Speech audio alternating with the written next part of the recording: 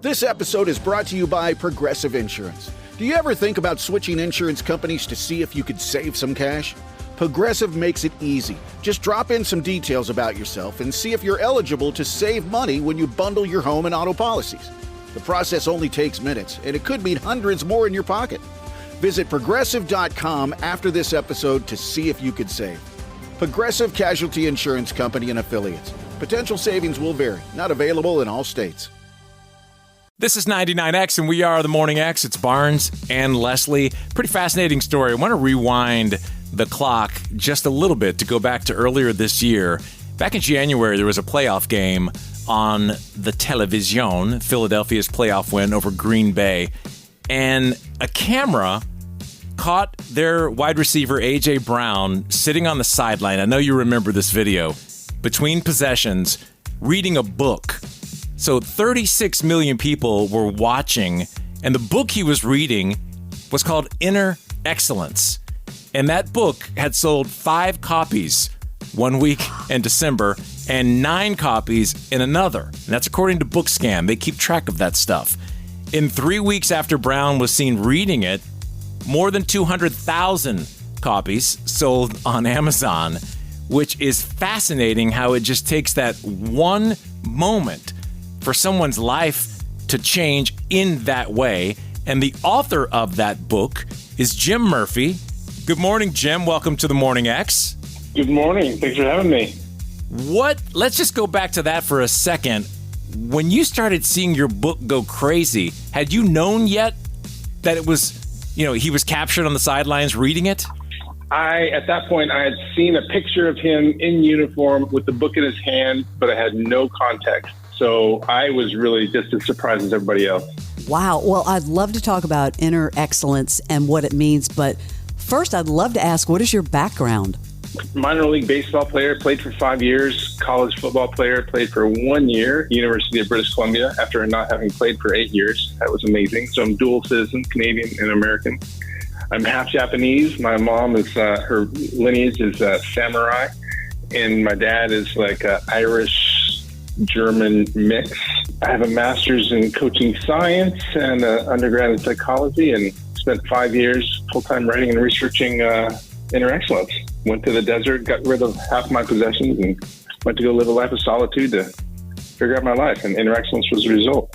It's amazing that, you see this dude, big-time pro football player, reading this book, and you have to, everyone, watching, the 36 million, were probably thinking, why? Like, why is he reading that book? Well, Jim coaches elite PGA Tour players, CEOs, teams, showing them how to achieve world-class results. And you kind of touched on it there, and it's all about the heart and having peace and confidence under extreme pressure. So, building on what you just said, you moved to the desert, got rid of pretty much all your belongings. Wow.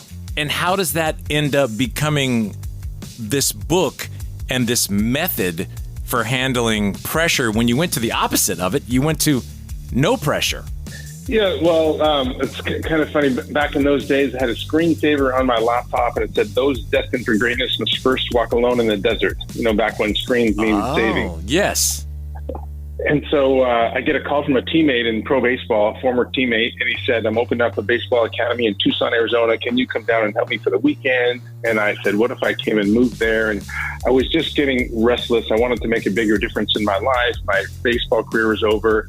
I got a job with FedEx, driving a truck, and then I was personal trainer and just trying to figure out what to do. And I wanted to have a bigger impact. And so I moved there to go live this life of relative solitude. And I really wanted to get away from my past, in that I didn't want people around me who saw me as what I've done, because I wanted to do something amazing with my life, and I just had no idea what to do. And I wanted to come face to face with solitude and figure it out, and God.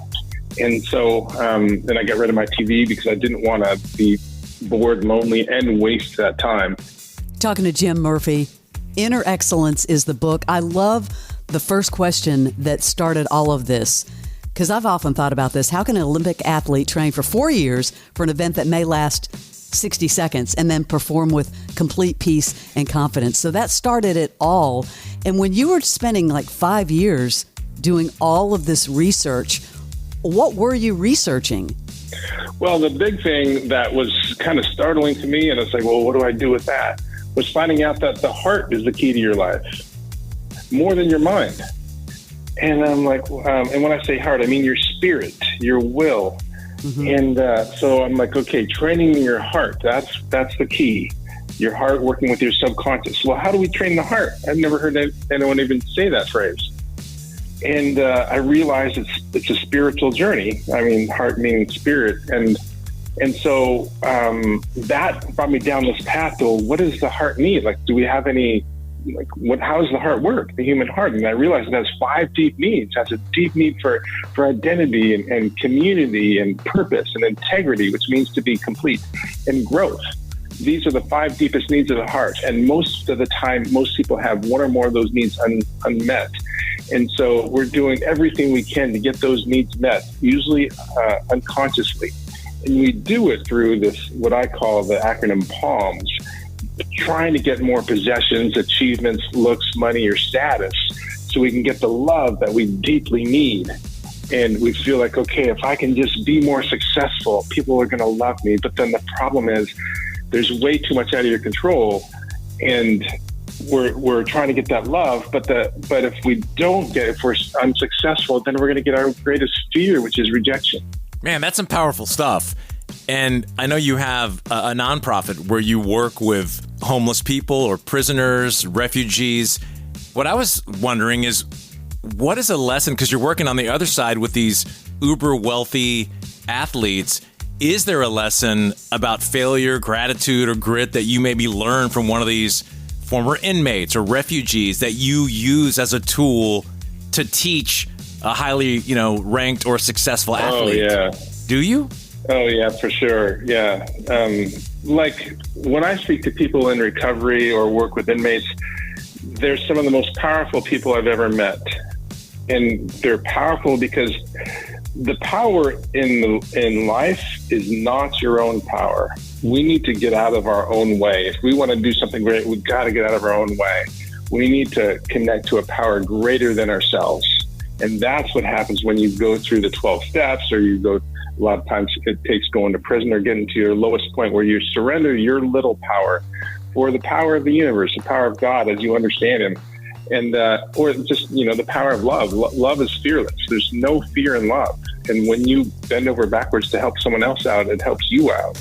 Man, that's such an interesting. Kind of the basis of that is gratitude. Yeah. Gratitude, like if you want to, well, what do I do right now? Well, gratitude is directly linked to inner peace. Inner peace is directly linked to inner strength. That's linked to mental toughness, and they're all linked to beauty.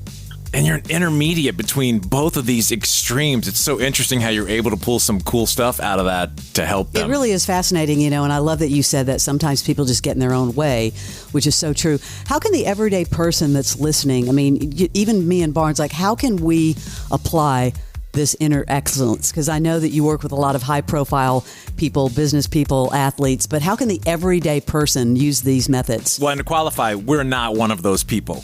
By the way, we're the everyday people. We're not the high profile. Yeah, we're the lowest profile. Yeah. How can we use it?